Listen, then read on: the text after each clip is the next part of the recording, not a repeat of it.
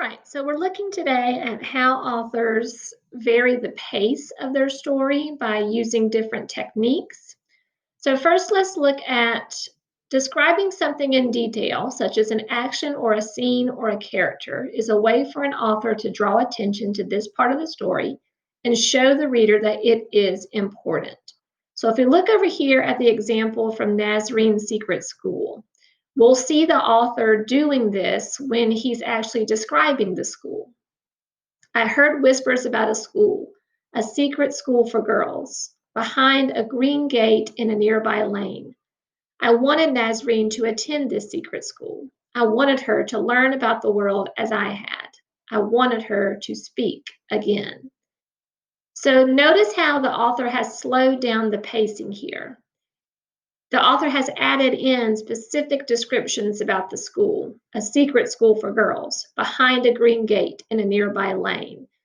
So by adding those descriptions, it draws our attention to the school and shows us that the school is important.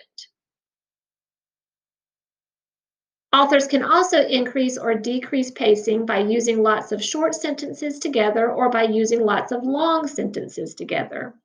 And if we look again at the same example, notice how the author stretches out that first sentence. It's one sentence that the author stretches out over 3 lines. Got the hyphens here too that actually stretches the sentence out. So it takes us longer to read this sentence because of the pauses that are in there. I heard whispers about a school, a secret school for girls, behind a green gate in a nearby lane. So the author is making us slow down by writing the sentence this way. But then the author quickens the pace. Notice how these sentences go from long to short. I wanted Nazreen to attend this secret school. I wanted her to learn about the world as I had. I wanted her to speak again. So at the end of this, the pace is increased by shortening the sentences. Let's look at this example from Nazreen's school. I was fearful that the soldiers would discover the school, but the girls were clever. They slipped in and out of school at different times so as not to arouse suspicion.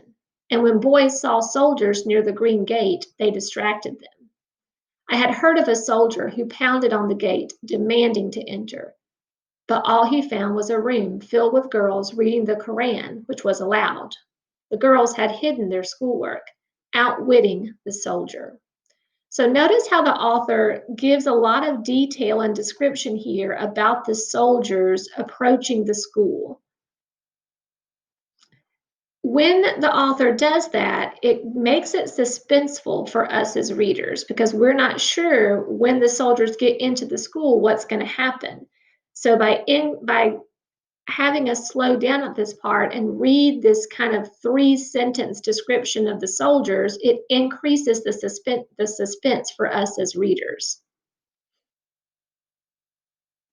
So today, when we work in our synchronous time, I want you to start thinking about which parts of your narrative could you use some of these same techniques.